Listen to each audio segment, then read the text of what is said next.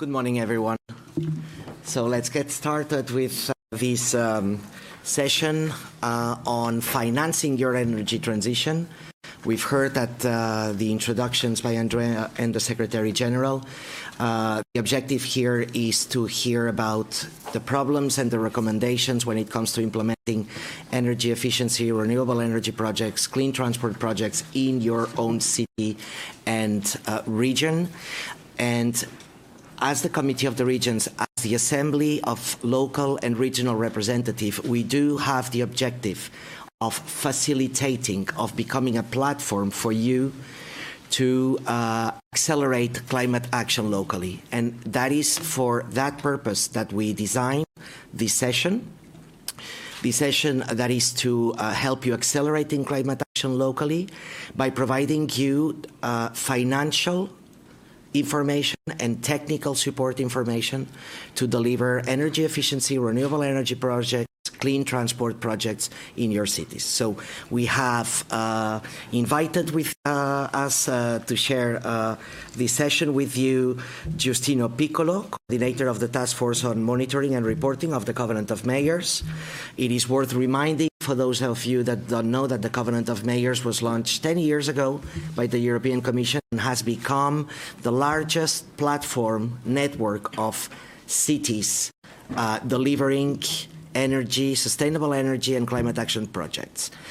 We will hear more about how the Covenant of Mayors can help you implementing actions on the ground. We have with us Louise White from the European Investment Bank. This is the financial arm of the session and of this objective of accelerating climate action locally. She will present the European Local Energy Assistance Mechanism of the European Investment Bank, specially and specifically designed for local authorities to finance energy-related projects. And we have with us Eleonora Lovulo from the Joint Research Center. And here the particularity is that when cities and regions present sustainable energy and climate action plans, the Joint Research Center provides technical support, technical assistance on the process of drafting and implementing sustainable energy action plans at the local level. So without further delay, I will give the floor to Giustino of the Covenant of Mayors, what it is about, how to join, and what are the benefits of it.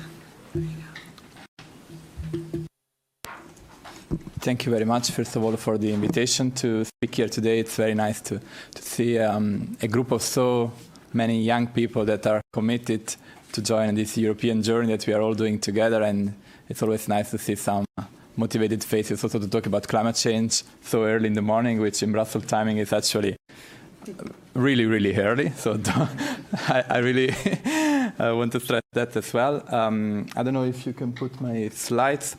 Very briefly, I will introduce to you what the Covenant of Mayors is and how basically you can join the initiative.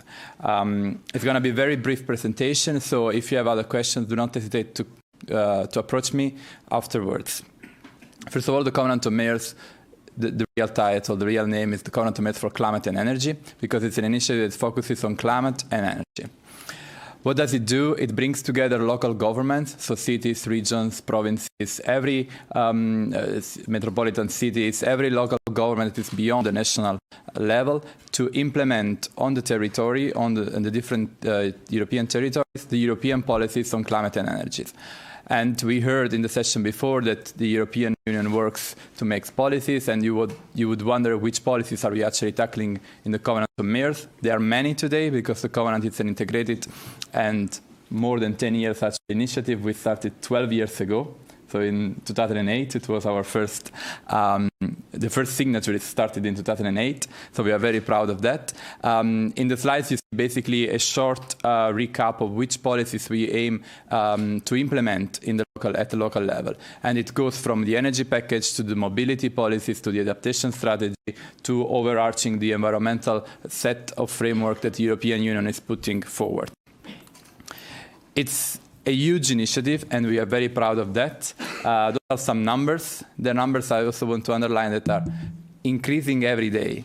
We have today almost 10,000 signatories, and those are the cities, so the local mayors that decided to join the initiative, that are supported by other entities such as regions, provinces, but also local networks of local authorities, energy agencies, and together they form a huge diverse community that aims at advancing the energy transition and the climate policies on the European territories. How does it look like, the initiatives, in terms of goal, targets? What do we actually do? It's an initiative I also want to underline that is continuously evolving. Why? Because we need to adapt to the local realities, but we also need to align to the evolution of the European policies that might go in one direction or another because of the urgency of certain topics. We started at the beginning in 2008 with only one, let's say, macro topic, which is the mitigation one, where the target actually of the cities that were joining the initiative was to reduce CO2 emissions on their territory by 20% by 2020. On the course during this year, we have added another pillar, one that we call the adaptation component. And today, cities commit together with reducing emissions. And now we have also upgraded the targets because 2020 is basically over. So we need to look a little bit further beyond. And we have targets for 2030, which includes 40% of emissions reduction territory. And next to this, our cities commit also to tackle the issues of adapting to climate change, basically to create cities that are more resilient to the effect of climate change. And so they are better prepared to cope with climate change. The last comer in the initiative is what we call the more social pillar in it. It's the pillar where we deal with energy poverty. This is a very new pillar, so we are asking cities to commit to this pillar and start thinking about it, but we are still developing the framework around it. It's very important for us always when we present a covenant initiative is that the covenant is not in one single moment in which a mayor comes, signs, and then it's finished. It's really a process. And it's a process that we really want to establish within the local authorities and within the city administration. It consists of different steps. The first step is the one of joining the initiative. So when the mayor and the city decides to join, they sign formally the initiative and they become a member of the initiative. After that, they are tasked with the ambitious task of developing a sustainable climate and energy action plan. And then it's submitted to the initiative, and it goes to the JRC, and Eleonora, I'm sure, will give more details about how the plan looks like, actually. It's evaluated, and then it's implemented on the territory. Then we also ask the cities to report back to us on their progresses every 2 and 4 years to understand if the policies that are taking on the territory are actually reaching the goals that we have, and in which way we can actually support them to better reach them. Because next to the political dimension, we also develop a lot of capacity building activities. We provide connections to other initiatives, connection to funding. We really try to help in the best possible way all the cities that are part of the initiatives. Then today I was actually asked to focus on the first step. So when I am a visionary local politician, how do I actually join the initiative? On our website you can find a lot of information, and we have a dedicated page that is called Really Join, and you can find this page actually in your local language, and you can find all the information in all 24 European languages. So I really recommend you to consult the website and to get more information out of it. We have here summarized 3 simple steps. So the first step is, of course, to understand what the initiative is about, and then to discuss the ambition to join the initiative within your city council. And to do this, we have a commitment document that you can read, where you basically see the commitment that you take when you join the initiative. Once the decision is approved in the city council, you go into step 2. Then there is the formal signature that usually happens. It's signed the adhesion form by the mayor. Then you need to upload all your information in the platform that we have, and it's called My Covenant. Once you uploaded everything in the platform, you will receive also some steps on how to go on. And basically the next step will be the one of developing the action plan, and then you also can rely on the support of the JRC that has provided a lot of guidebook and technical material that you can basically give to your technical people to develop a good plan. That said, because I only had 5 minutes this morning, so I hope it's not too much information. We also have a very active help desk that supports the community during business hours. We also have some thematic country-specific help desks that are there to help you and to answer your questions. You can always reach the help desk at info@eumayors.eu. We do speak several languages. We do not speak all the European languages, but we're trying our best to answer in as many languages as possible. So I really invite you to do that and to consult our website where you will find all detailed information about the initiative. Yeah, that was my last one. But if there are questions, I'm very happy to answer them. Thank you.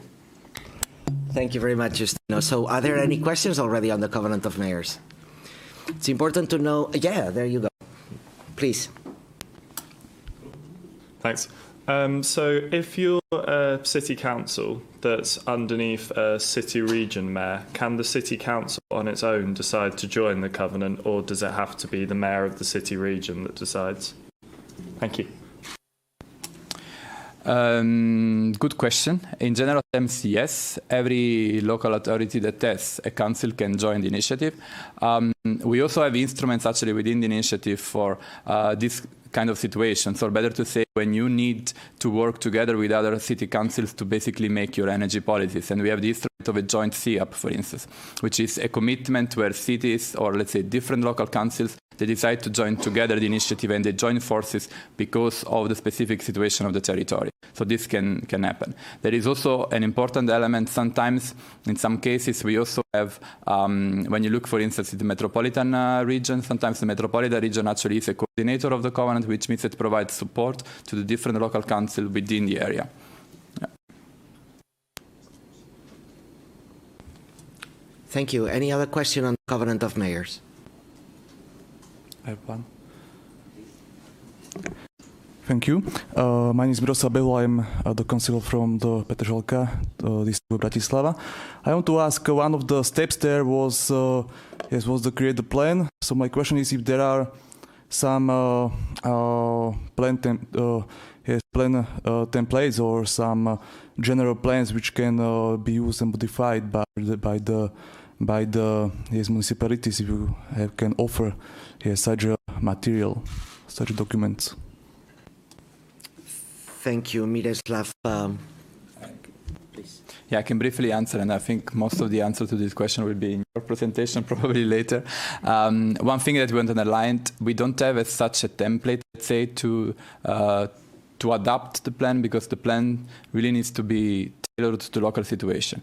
But we do have guidance. We do have what we call also the reporting template, which basically includes the different building blocks of your action plan, and how do we guide you through making the right analysis and the right assessment on the territory so that you can basically design your actions. On our website and in our platform, you actually also have all the plans that have been submitted to the initiative. They are publicly available to everybody, and you can consult them. Most of them, of course, are in the local languages, so there is some difficulties in understanding them, but we have this open data policy, so that everything that we do is available to everybody, and everybody can consult in any time. We also develop case studies, and sometimes on some specific steps, where we basically provide inspiring examples to different cities that want to repeat or to replicate good examples, good experiences of other cities. And then maybe Eleonora wants to complement, because you do have quite a big guidebook. Yes, we developed. Yeah. What we require, what we ask to do for the cities to present, to design action. So to translate the political commitment regarding the CO2 reduction or the adaptation part in action, in some measures, practical measures. So,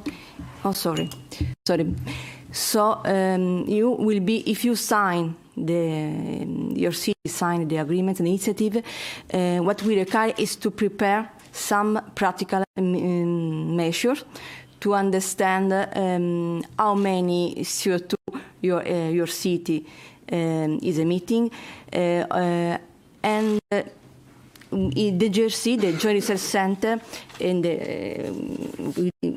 with the Com Office helps the city in developing this technical action. Because this is the process. The process is a long process. It's divided in many parts, and I will explain better in my presentation, in my upcoming presentation. But it's a good question. Thank you very much. Actually, to follow a little bit the logic of the discussion, I will give you the floor before Luis has agreed. If you don't mind, we keep the financing to the third part, because indeed, so the important also I'd like to say, climate action. There's a lot of things you can do. The Covenant of Mayors provides you a framework, a structure, and obviously a support on the way to present, on the technical assistance you need, and later on the financial. So that's why we go now to the technical assistance on how to prepare the Sustainable Energy Action Plan for your city. The first step is your political commitment. You are a mayor, you want to do it, you talk to your city councillors, you agree, we sign, we go for it. And then the machine starts with the technical support on how to draft the action plan. And I think auditing your emissions is the first step. But you will tell us more, Eleonora. The floor is yours. So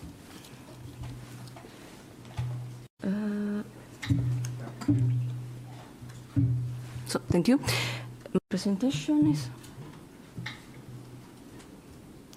So as I said, I thank you for inviting me today. Today I'm going to explain briefly, as briefly as I can, how a city can develop a local climate action plan. As JRC, the Joint Research Set is a directorate of the European Commission, and we provide, in general, scientific support in the policy-making process. In the context of Covenant of Mayors initiative, what we do is to develop the methodological, the guidebooks, the methodological basis of the Covenant of Mayors, and we do support the city, giving also some technical feedback. And also we provide technical trainings. Once a city has signed the agreements, the city is required to do mainly three important action. The city should reduce the emission of greenhouse gases, mainly CO2.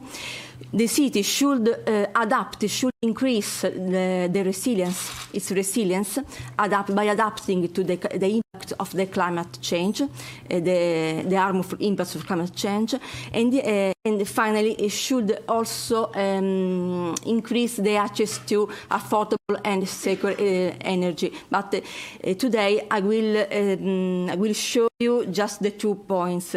The part of the mitigation regarding the CO2 reduction, and the part of adaptation, how city can improve resilience. This is our political commitments, but what we ask you to do, maybe, is just to translate this political commitment in practical, in action, in something we can measure. This is important. It's the hard part, and the JRC work with the city in developing the Sustainable Energy and Climate Action Plan. The Sustainable Energy Climate Action Plan, the SICAP, is the main instrument for the city for reaching the commitments, the climate targets. The SICAP is mainly drawn on two main parts, the mitigation part and the adaptation part. When we speak about mitigation, we speak about inventories. I don't know if you know these terms, it's a technical terms. Inventory, greenhouse gases inventory report all the emission within the boundary city, especially the CO2. So it's important that city could count how many tons of CO2 city emits.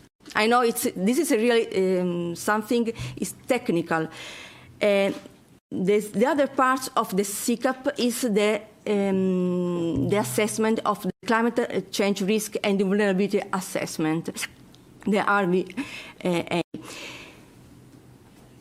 Apart from this technical part, the mitigation part and adaptation part, the SICAP should define this mission for litigation and adaptation. Also, politicians should declare, should report in this master plan the long-term strategy into this action, embedded in the action. This is important. Once again, this is the climate, the CCAP, the climate plans is not a rigid instruments. It's something that should help cities in reach their commitment. And it's an open instrument in which all the action in all the important key sectors should be reported. So what is we ask is to design this action. Local governments should adopt formally, this is an important part, the plan once we have prepared it, and should consider also the co-benefits, the trade-off, synergy between mitigation and adaptation action. We have seen already the 3 pillars, the mitigation, adaptation, and access to energy.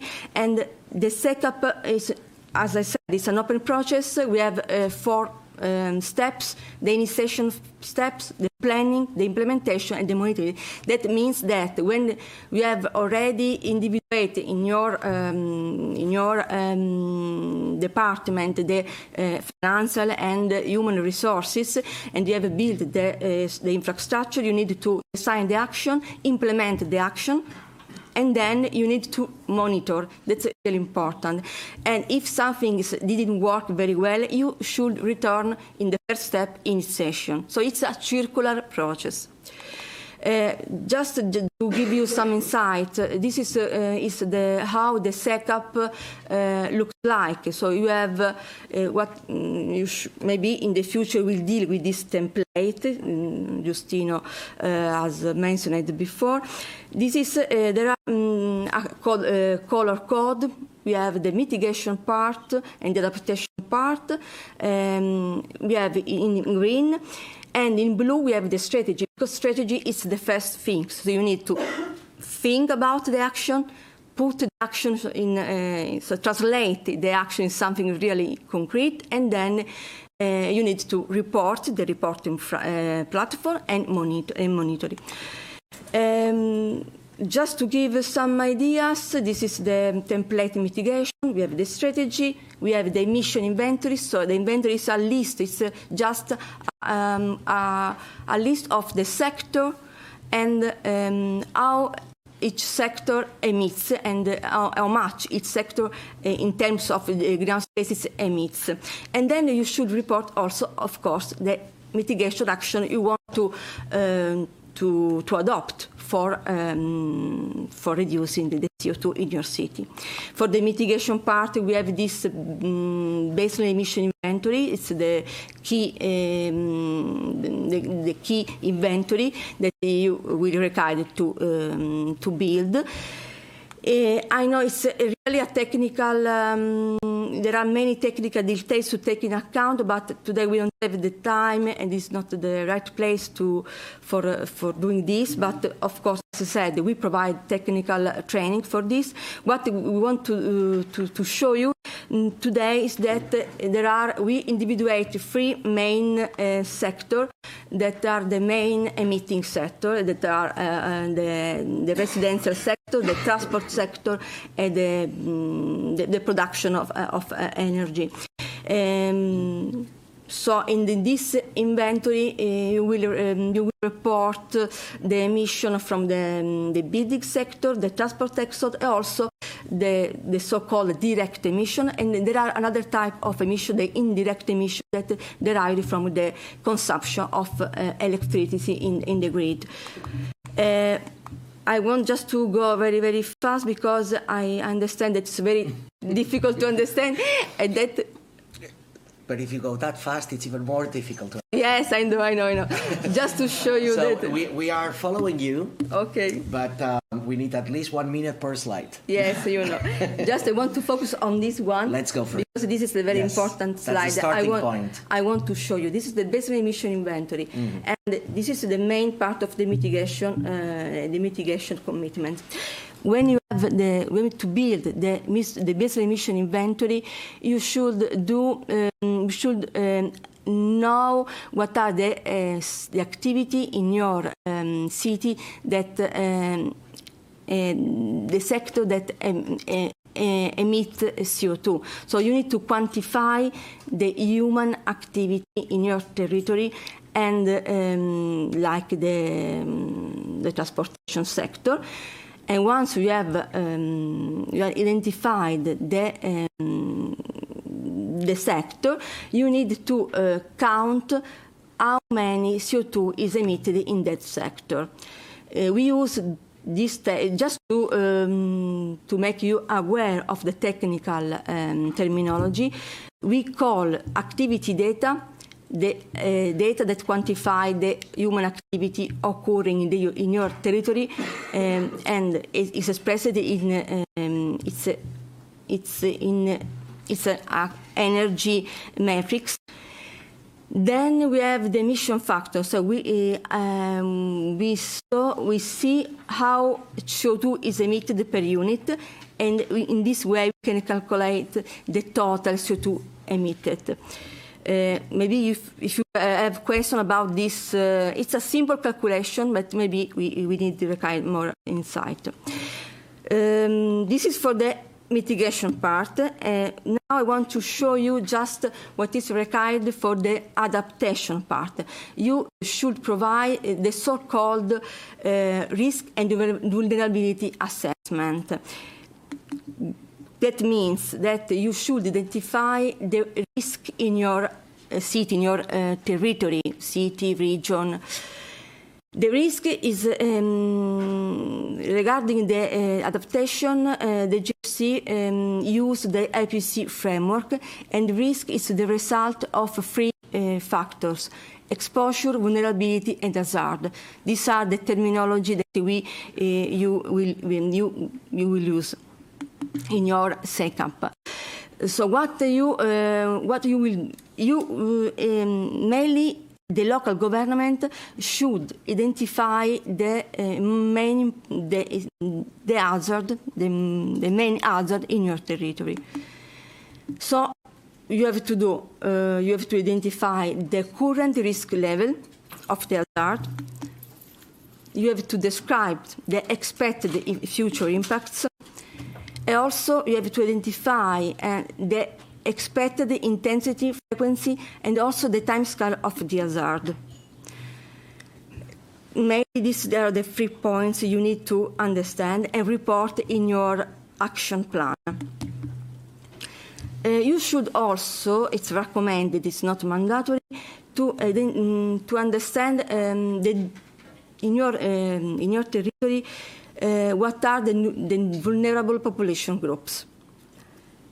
But of course, this is because local governments are required to identify the factors, the main factor that will affect the city's adaptive capacity. The city adaptive capacity is the capacity, of course, to react, to adapt to the harmful impacts of climate change. We all know what are the situation in this moment: floods and level rise. So level sea rise. So maybe it's different for each city, but in general, we all see the impacts of the climate change now. The last slide. This is the reporting timelines. Once we have you have created the inventory of your greenhouse gases emission, and once you have created, you have built also we have assessed the vulnerability and the risk in your city. You should also start with the reporting, with the monitoring phase. This is just to give you an insight of the timeline. And if you have questions, of course, I hope you have. I'm here for you. Sorry because I have many things to say and a little time. Thank you. Thank you very much. You can go ahead. You can applaud. Thank you very much, Eleonora. Indeed, it is not easy to understand at the first sight, but it is also a crucial step. And we understand that there's a lot of technical knowledge and skills that are required to define the first step, which is the auditing and the emissions baseline. And we hope that the European Investment Bank can help us maybe financing this auditing. So I will now give the floor to Louise on how the European Investment Bank provides financial support to local authorities to launch CCAPs and other energy efficiency and renewable measures.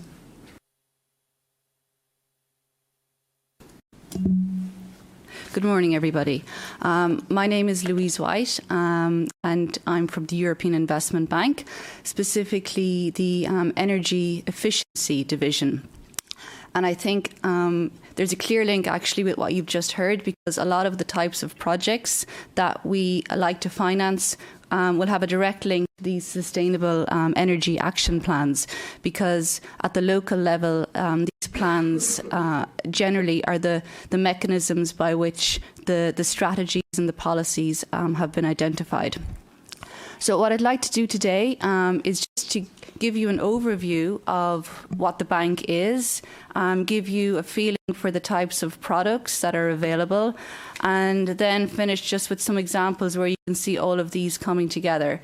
The main message I want to give, because in 10 minutes you won't be able to know everything about the bank, but just to say that there are lots of ways to contact the bank, and it's a very open institution, and that really is the main message I want to give you today, is to go on the website and to find all the different parts that you might be interested in, and then know that it's contactable. So for those of you that don't know, the EIB is essentially the EU policy bank. So our lending is very much dictated by the policies of the member states. The member states are the shareholders of the European Investment Bank. And it's no surprise then to know that one of the main policy objectives is related to the environment.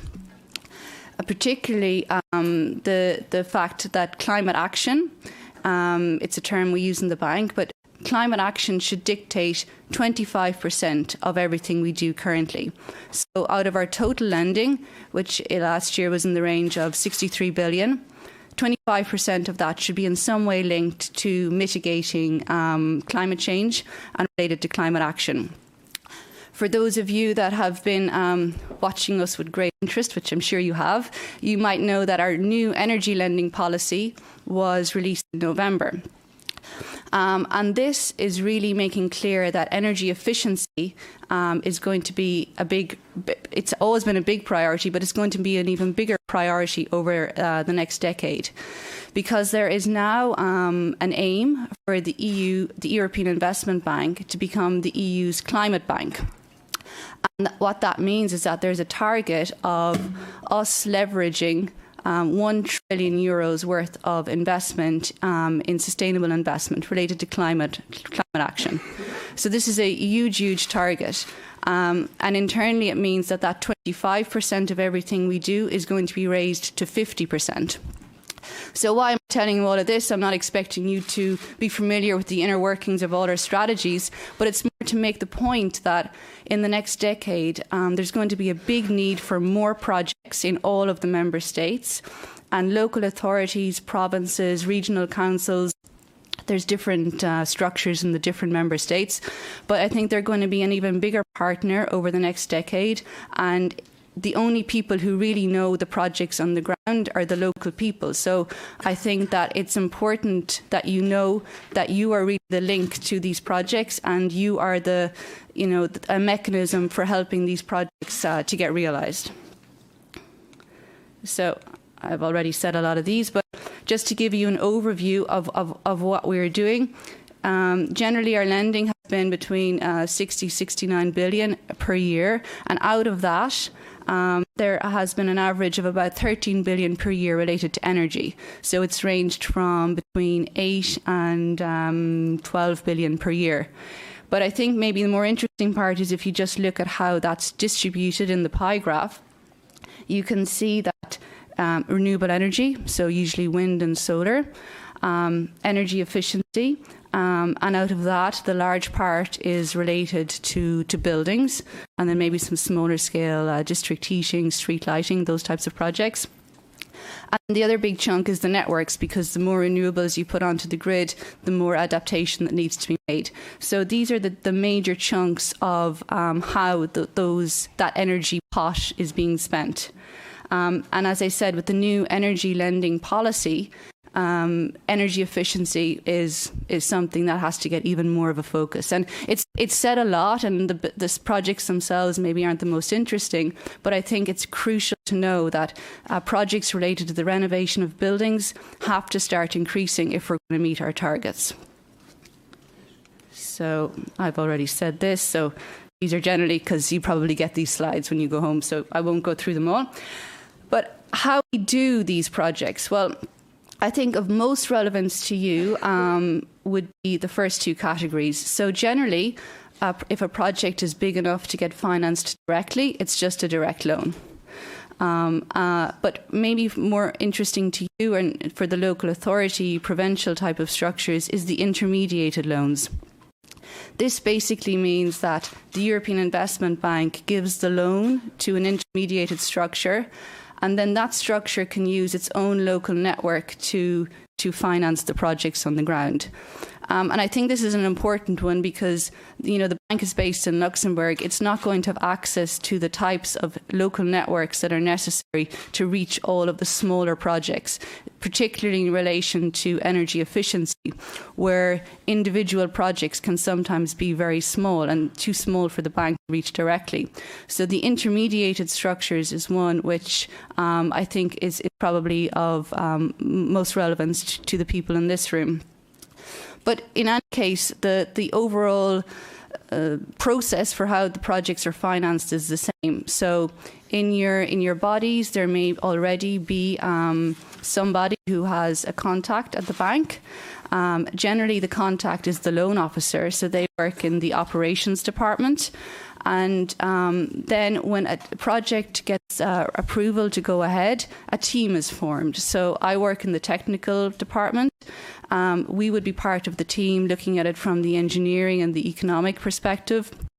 And then you'll have the lawyers and the risk management and the finance people as well. So a team is put together to assess the projects, and then that team will go to where the project is or visit where the promoter is located and gather up all the information, assess and come to an agreement.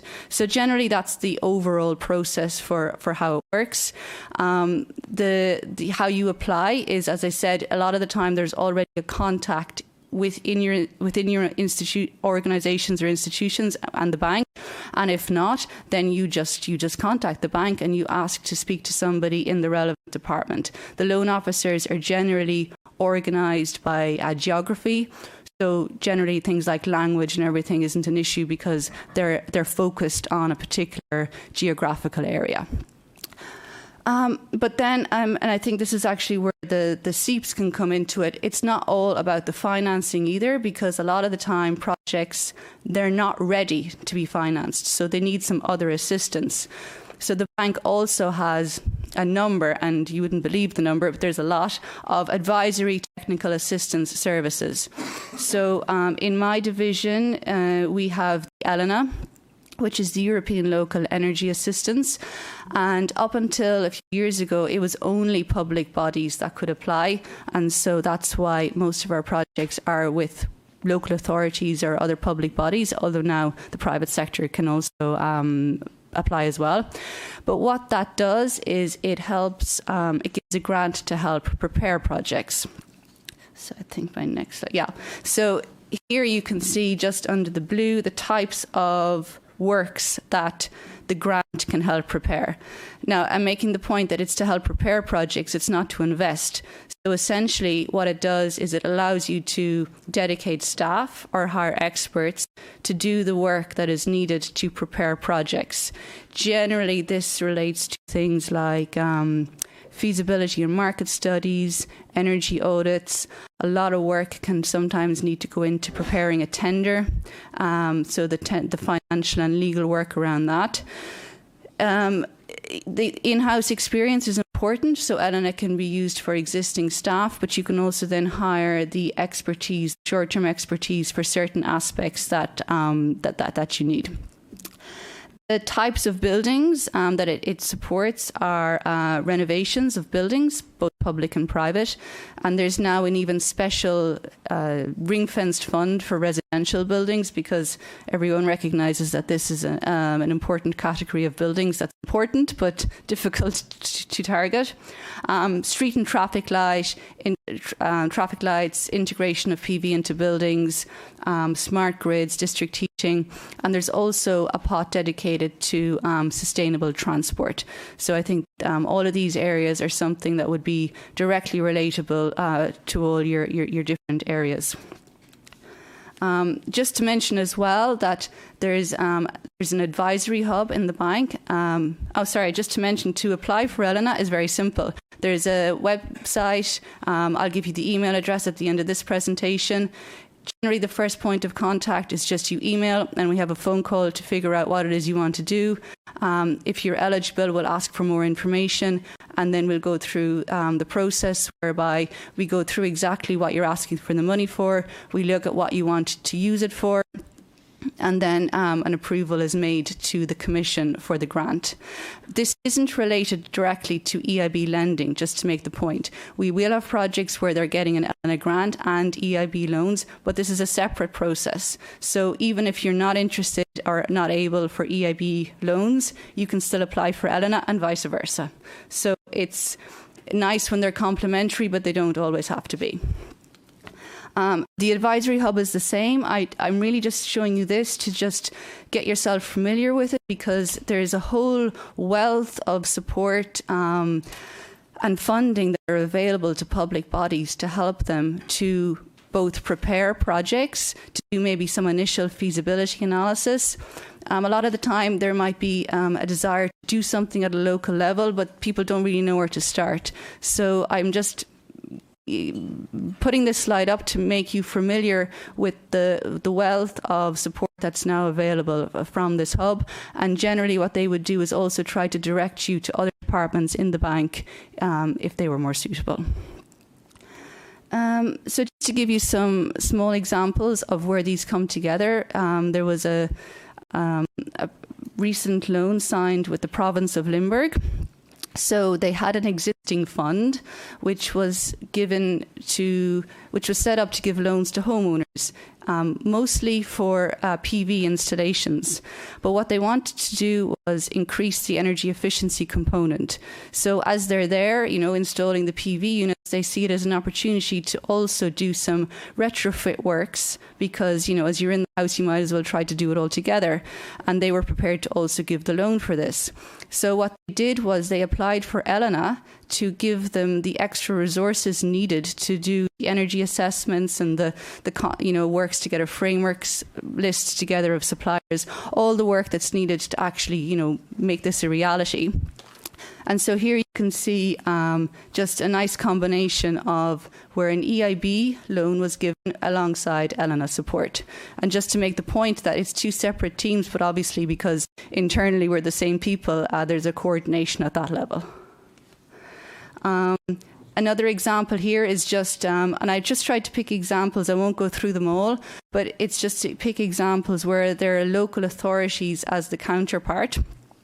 London actually did a very, this is an older one, but they used ELENA to great effect because they set up their own body which was funded with ELENA staff, and they got together a framework list of ESCOs, and those ESCOs then were able to implement projects in the public buildings. So instead of a public building having to go out to an open tender, they were able to pick from a shortened list that had already been vetted, and so this helped to speed up the process somewhat, and to also give them assurance that the people who were doing the works had the right expertise and were suitable for the role.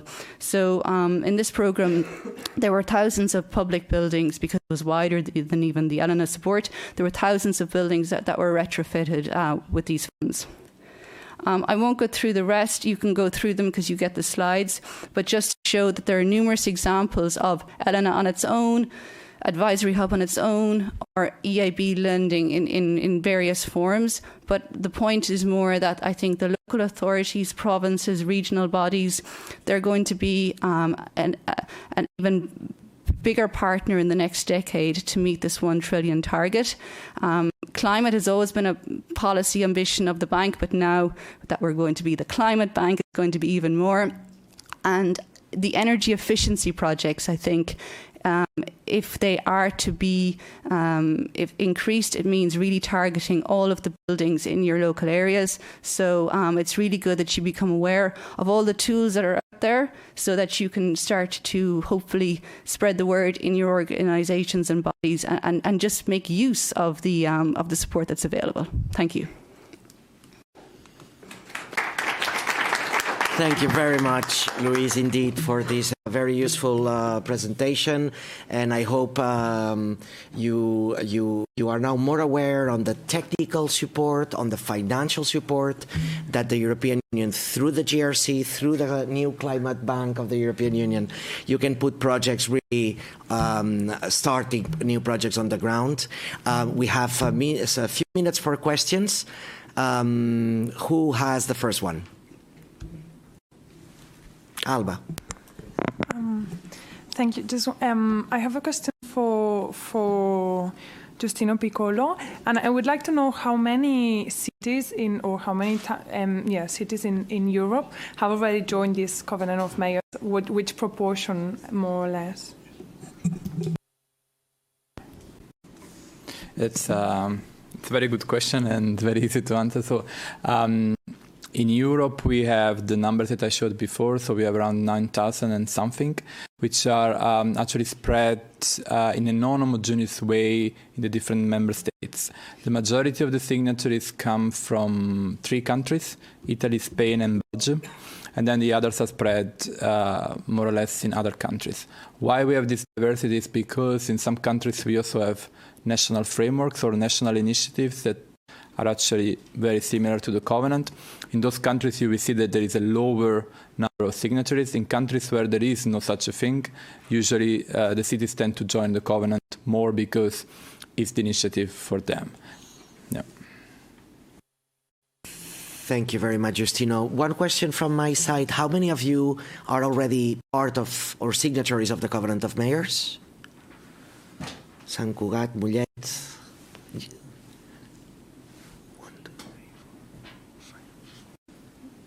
6, 7.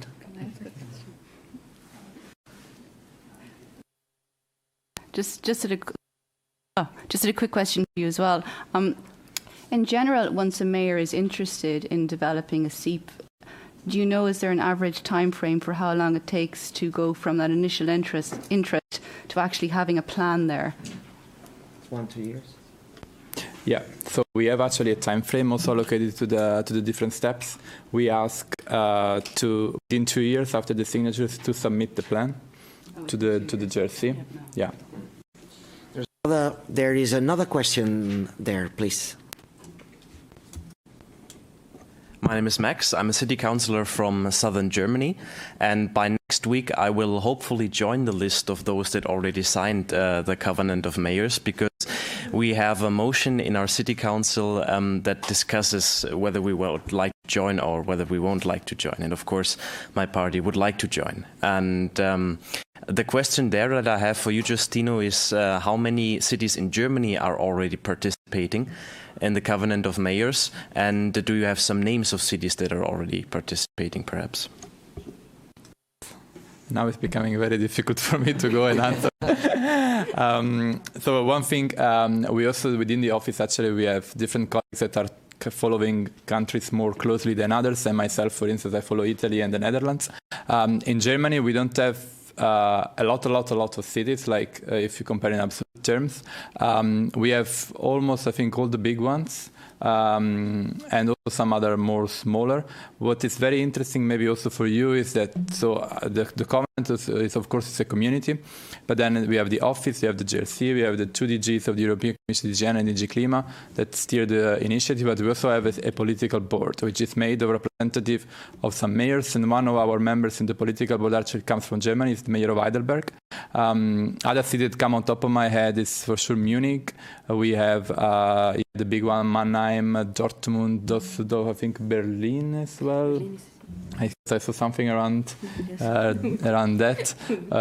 But there are many others. But on our website, you can filter also by country, and you can see who they are actually.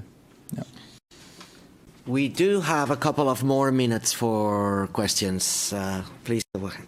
The floor is yours. Merci, Nicolas, donc vice-président. Thank you, Nicolas, from Vice President from a French department, 2.3 million inhabitants. And my question is the following. First of all, thank you for everybody for the work. First, could we have the PowerPoint of the presentation? It was a very good presentation. I would like to have it. Yes. Aline, of course, it is confirmed. The presentation will be sent. It will be on the page of YEP, so it will be online. Et pour revenir. And to go back to the topic, my department, more or less 3 million inhabitants, is not a member of the convention of the mayor. Is it possible to extend that to the municipality, to go higher, on a higher level? Merci beaucoup. Thanks again. I think that the answer is very simple in the sense that we have supporting structures to this, so that we, for example, the idea would be to gather the municipalities of the department in question of the territory, and to act as a structure, supporting structure, by gathering the CCAPs, the action plans from the different municipalities. But Justino, maybe you can confirm or give more details. Yes, so the answer is yes, as you were explaining. So you can also join. We have other structure. We call them territorial coordinators.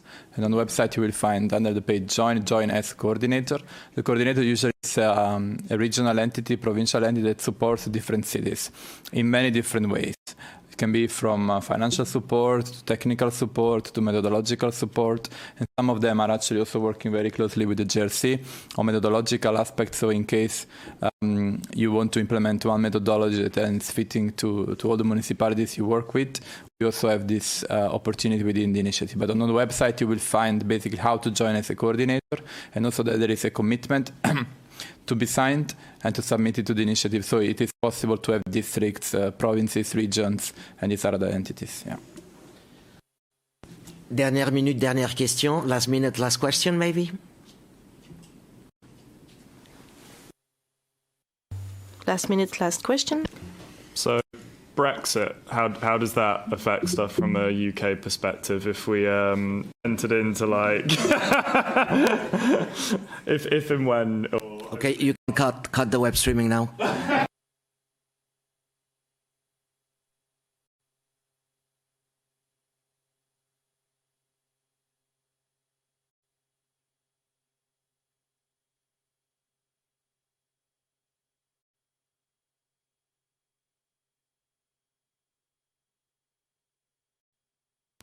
So for us, yes, it says that it is. We also have already signatories outside of the EU. We have we have 53 countries or something like that. And the Covenant is today, actually it's a global initiative. So we also have signatories in Asia, Africa, and so on. So there is no issue for us. Well, we do have some UK projects, as particularly for Elena, and obviously they continue. Officially, until Brexit happens, we accept British applications. But to be honest, because we're looking at investment programmes over the next 3 or 4 years, any ones that are related to the structural funds would be sort of looked at more carefully, because we don't know how they're going to be financed. But for other types of finance projects, then it would be the same, because it's actually coming from the Horizon 2020 budget.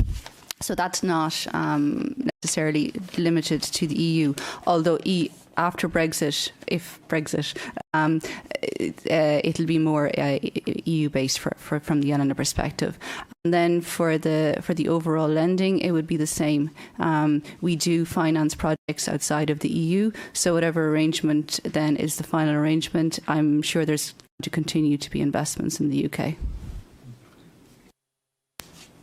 Thank you very much. I think it's time for closing this session. I would like to very warmly thank Luis from the European Investment Bank on the financial support tools that you can get to accelerate climate action locally, to Eleonora from the Joint Research Center, European Commission in ISPRA. Thank you for joining us here in Brussels. It is crucial that local and regional authorities get technical support to draft sustainable energy action plans and to put them into practice. And thank you very much, Justino, from the Covenant of Mayors office, which indeed has gone global now. And thank you very much, all of you. We hope that you enjoyed the session, that you have more tools, more knowledge to get EU support, to put into place energy efficiency projects in buildings or developing renewables.